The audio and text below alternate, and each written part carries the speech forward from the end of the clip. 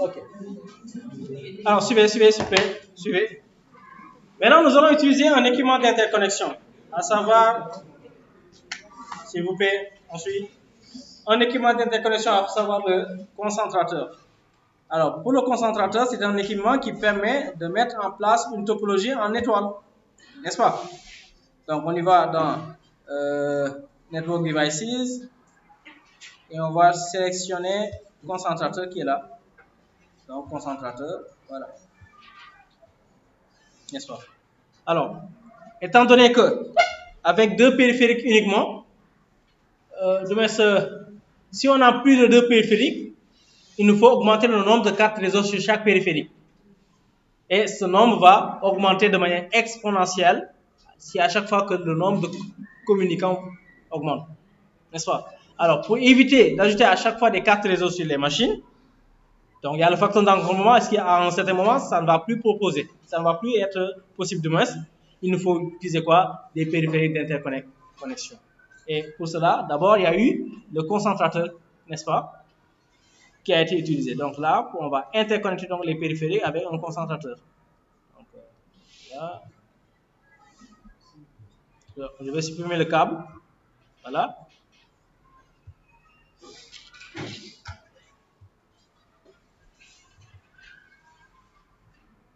Et je vais ajouter d'autres périphériques pour diversifier. Hein. Par exemple, je vais ajouter un autre PC. Et je vais ajouter un autre laptop. N'est-ce pas?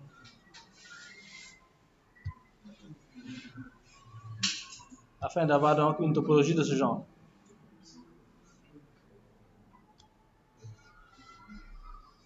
Voilà. Et je vais faire l'interconnexion.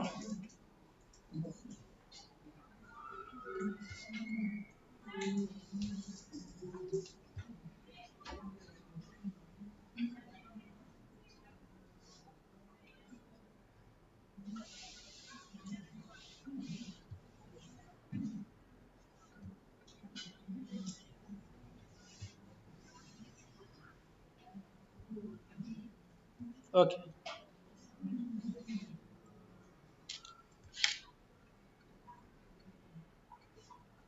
Alors, qu'est-ce qu'il nous faut aussi? Comme on vient de le faire tout à l'heure, il nous faut que ces machines aient des adresses IP pour que l'on puisse parler de réseau. Il nous faut en plus des adresses MAC, des adresses IP. Alors, pour ces deux PC, PC0 et PC Laptop 0, on avait déjà donné. On avait déjà donné des adresses. Il nous faut seulement ajouter des adresses pour PC1 et Laptop 1. Donc, on y va. Pour PC1, on va dire l'adresse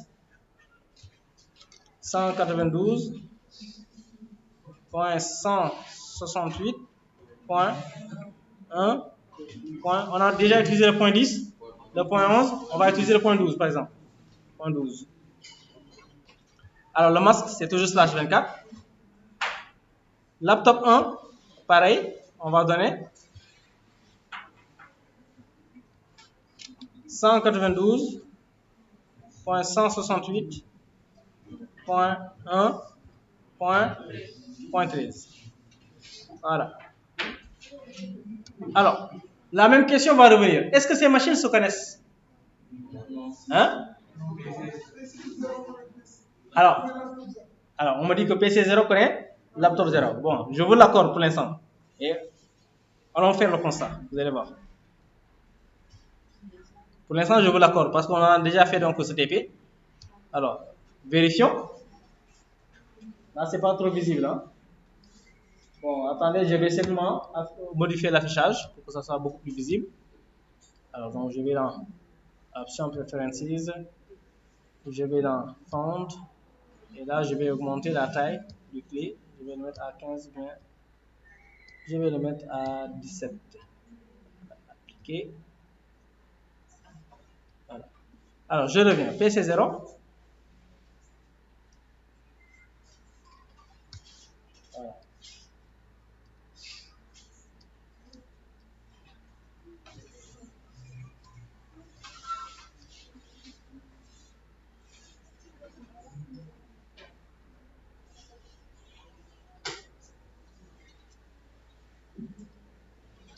Alors, quand je mets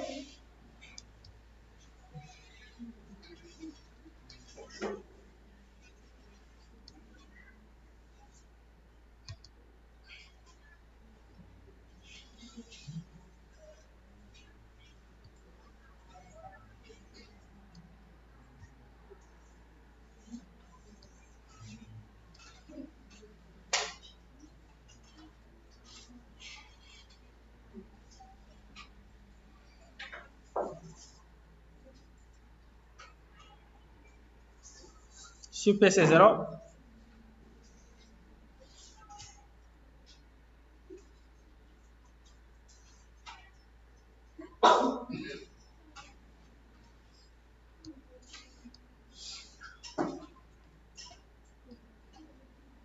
Voilà.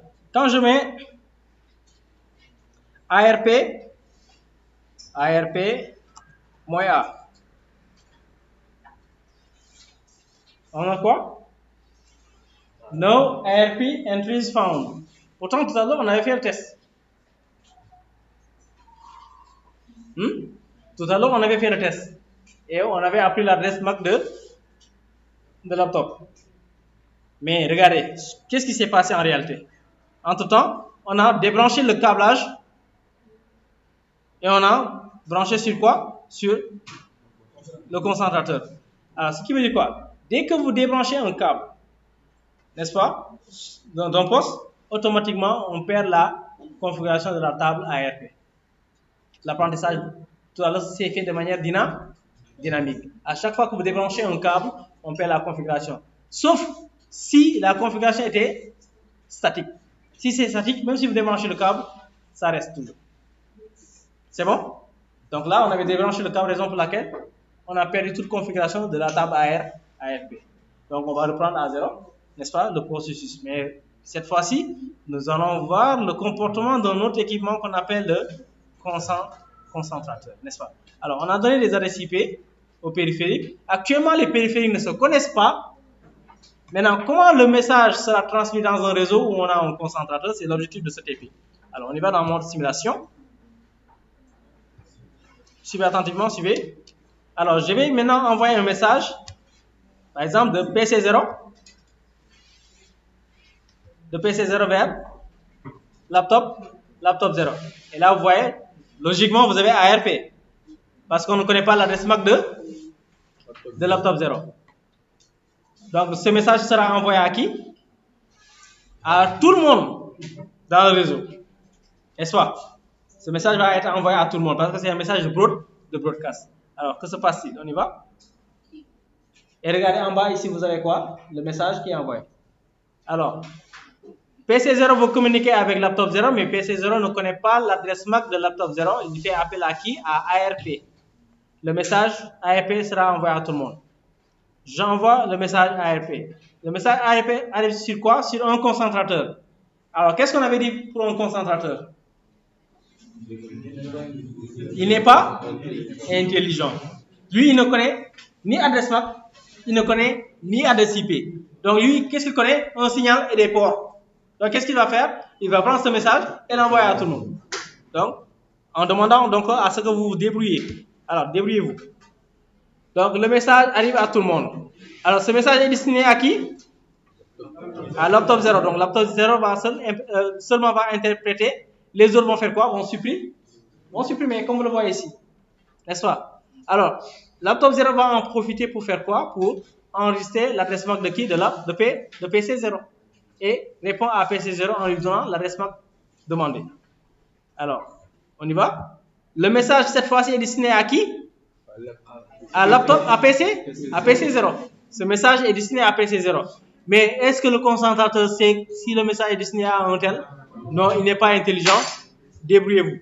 N'est-ce pas? Alors, les autres vont supprimer. PC0 va recevoir le message et enregistrer sa table de correspondance ARP. Et PC0 maintenant peut tester est-ce que l'adresse IP 1.11 est valide? Envoie le message. Ça passe de nouveau par qui? Par le concentrateur. Je ne suis pas intelligent, je ne sais pas le contenu du message. J'envoie à tout le monde. N'est-ce pas? Le message ICMP arrive de nouveau à laptop. Laptop va confirmer que bel et bien que cette adresse est valide et va tenter de répondre à PC0 pour la validation. Ça passe de nouveau par un concentrateur qui n'est pas intelligent. Qu'est-ce qu'il fait? Il envoie à tout le monde. Débrouillez-vous. N'est-ce pas? Et le message est validé par PC0. Et là, vous voyez en bas, successful. Successful pour montrer que ce message est bel et bien délivré. Mais qu'est-ce qu'on note ici? On note un comportement bizarre du concentrateur qui, à chaque fois, envoie le message à tout le monde. N'est-ce pas? Alors, un message envoyé à tout le monde à chaque fois génère quoi? Un temps de message, un temps de latence accru. Génère quoi? Un trafic superflu. C'est-à-dire, les machines non concernées vont à chaque fois recevoir le message. Et ça va impacter sur quoi? Sur la bande passante. N'est-ce pas? Et regardez ici. En combien de minutes, en combien de secondes combien de secondes a été utilisé pour convoyer cette information? C'est 8 millisecondes. 8 millisecondes pour assurer seulement une communication entre PC0 et laptop 0. Alors, ça peut vous en sembler rapide, mais c'est très long en termes donc d'échange de messages ICMP. C'est très long, n'est-ce pas? Alors, l'autre inconvénient que l'on peut noter sur un concentrateur, c'est quoi? C'est qu'un concentrateur génère un trafic superflu. Autrement, un concentrateur ne propose pas une communication multiple. Avec un concentrateur, la communication est en mode half duplex. C'est-à-dire, si deux périphériques envoient au même moment, que se passe-t-il? Il y a collision. N'est-ce pas? Et une collision rend le réseau down. Maintenant, regardons comment se passe la collision. Alors, question, quelles sont les machines qui se connaissent actuellement? PC0 et laptop 0 se connaissent. Est-ce que PC0 connaît PC1? Hein? Non, n'est-ce pas? Est-ce que PC0 connaît laptop 1? Est-ce que laptop 0 connaît PC0? Oui. Voilà, n'est-ce pas? Maintenant, regardez. Simulons une communication multiple. Supposons que PC0 va envoyer un message à laptop 0. Donc, cette fois-ci, on n'aura plus besoin de ARP. On est d'accord? Alors, supposons qu'au même moment, à t égale à 0, laptop 1 veut communiquer avec PC0. Donc, laptop 1, s'il veut communiquer avec PC0, va faire appel à ARP. Pour l'instant, il ne connaît pas PC0. Alors, au même moment, disons que PC0 envoie un message à PC1. PC0 ne connaît pas PC1, donc ARP sera sollicité. À l'instant t égale à 0, on a donc combien de messages? 3 messages envoyés. N'est-ce pas? 3 messages envoyés sur le concentrateur. Maintenant, regardons comment se comporte le concentrateur. Alors, message envoyé, tout migre vers le concentrateur. Que se passe-t-il? Hop, collision, feu. N'est-ce pas? Parce que lui, il s'est brouillé, il ne sait plus de quoi il s'agit. Donc, plusieurs signaux vont se rencontrer et hop, il est fou. N'est-ce pas? Il ne sait plus analyser donc l'information. N'est-ce pas? Donc, les messages arrivent sur le concentrateur collisé, n'est-ce pas? Et sortent collisés de masse. Et un message collisé, c'est un message interféré. Il y a de l'interférence. Donc, un message avec une interférence n'est pas interprété, n'est-ce pas? Alors, si on envoie, les messages vont arriver sur les postes collisés. N'est-ce pas? Et regardez, si on clique sur un des messages, là, vous n'allez voir rien du tout. N'est-ce pas? On ne peut pas interpréter le contenu. N'est-ce pas? Donc, voilà l'inconvénient d'un concentrateur dans un réseau. N'est-ce pas? Cela génère des collisions, cela ne favorise pas la communication multiple et cela affecte la bande passante si le nombre de connectés est important. N'est-ce pas?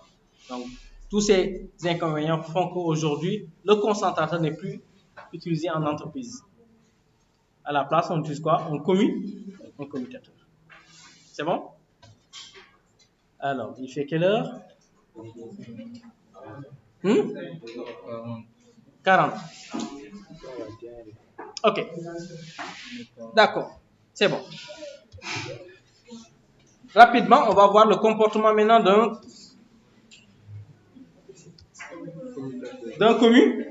commutateur. Donc, là, je vais faire vite. Je vais simplement supprimer, je vais simplement supprimer le commutateur, le concentrateur et mettre à la place un commutateur et voir donc le comportement. Donc là, je vais supprimer. Voilà. Et à la place, je vais mettre un commutateur.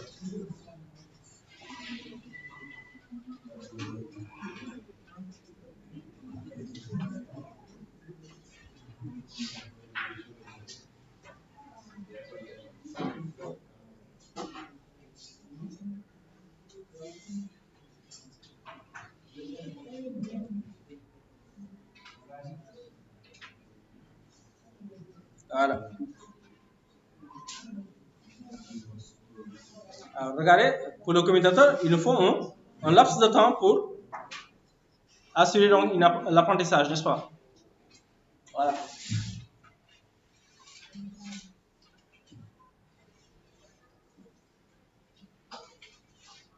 Ok. Alors, je m'en vais maintenant en mode simulation. Alors, je pose de nouveau la question. Est-ce que les machines se connaissent?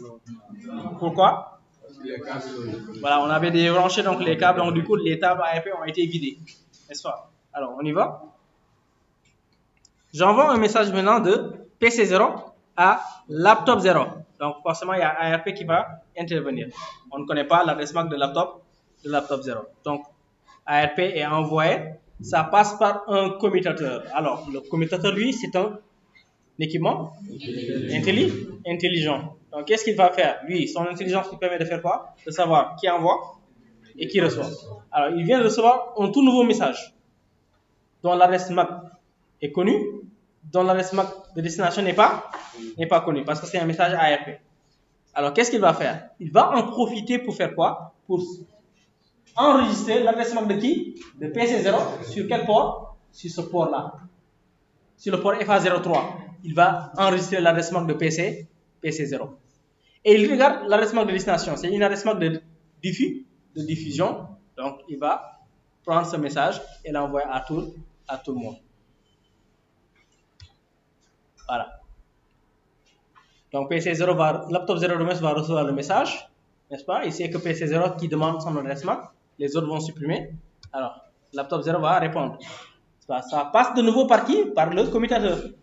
Alors, le commutateur avait déjà enregistré qui? L'adresse MAC de PC0. Et il vient de recevoir un message sur quel port? Sur le port là. Sur le port FA02. Quelle adresse MAC? L'adresse MAC de laptop 0 y est connecté. Donc, il va en profiter pour enregistrer l'adresse MAC de qui? De laptop 0 sur le port FA02. Et maintenant, on va regarder l'adresse MAC de destination. C'est qui? L'adresse MAC de PC0. Alors, il regarde. Tiens, l'adresse MAC de PC0, je l'avais enregistré où? Sur le port FA03. Donc, est-ce que j'ai besoin de l'envoyer à tout le monde? Non, je vais seulement l'envoyer à FA03. Voilà. Donc, ça, c'est le message précédent. Voilà. Donc, on était là. Hein? Le message est envoyé à tout le monde. Hein? Donc, je suis revenu en arrière. Hein? OK. Alors, les autres vont supprimer. Laptop 0 va recevoir. Maintenant, va répondre à PC0. Ça arrive sur le commutateur. Le commutateur avait déjà enregistré l'adresse MAC de PC0 sur le port FA03. Donc, il n'a pas besoin de l'envoyer à tout le monde. Il l'envoie simplement à PC0. Les autres ne sont pas concernés. N'est-ce pas? Alors, un message, PC0 connaît maintenant l'adresse MAC de laptop 0. Maintenant, il peut tester le message ICMP. Il envoie. Ça passe par de nouveau le commutateur. Le commutateur connaît le port sur lequel est connecté laptop 0. Il envoie directement le message à laptop 0. N'est-ce pas? Laptop 0 va tenter de répondre à... Attends, c'est le message précédent. Voilà. Laptop 0 maintenant va tenter de répondre à PC0. Voilà. Ça passe de nouveau par le switch. Le switch connaît le port sur lequel est connecté PC0. Il envoie directement à PC0. N'est-ce pas? Et là, vous avez successful. Donc, voilà comment le commutateur gère les communications dans un réseau. Lui, il est intelligent. Il sait qui est qui sur la base des adresses MAC. Donc, ça permet donc d'augmenter les performances dans le réseau. Autre chose que le commutateur fait, c'est quoi? C'est de favoriser la communication multiple. Un commutateur a la possibilité de favoriser la communication multiple sans qu'il n'y ait de collision. Alors, on va le vérifier. Alors, prenons un message que l'on envoie de PC0 vers laptop 0. Alors, par exemple, PC1 va envoyer à laptop 0. Voilà, laptop 1 demain va envoyer à laptop 0. Tantôt, on a besoin de ARP si on ne se connaît pas. Tantôt, on n'a pas besoin de ARP si on se connaît. N'est-ce pas? Alors, ici, plusieurs messages sont envoyés au même moment. Regardez maintenant. Je vais faire un play simplement pour aller vite. Tous ces messages vont converger vers le commutateur. Et qu'est-ce qu'il va faire? Il va le traiter séquentiellement. n'est-ce pas, sans qu'il n'y ait de collision. Et voilà la règle d'or utilisée en entreprise aujourd'hui, donc avec les commutateurs, n'est-ce pas? Donc tous les messages sont envoyés à tout moment sans qu'il n'y ait de collision. À la fin, vous allez partout successful, n'est-ce pas?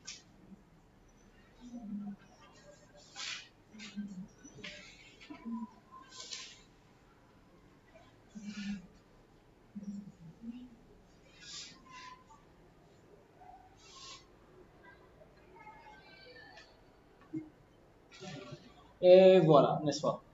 Donc, le comportement d'un commutateur dans un réseau, n'est-ce pas? Donc, partout vous avez successful, voilà. Ok. Donc, lequel est le meilleur? C'est le commutateur, n'est-ce pas? Donc, lui et le routeur, on les appelle, ce qu'on appelle les patrons du réseau, n'est-ce pas? On les appelle les patrons du réseau. Lui, dans le réseau local, c'est lui qui gère la commutation, et le routeur, sur le réseau des réseaux, c'est lui qui gère donc le routage des paquets. C'est bon? Donc, fin donc de cette, de cette séance. Voilà, s'il y a des questions.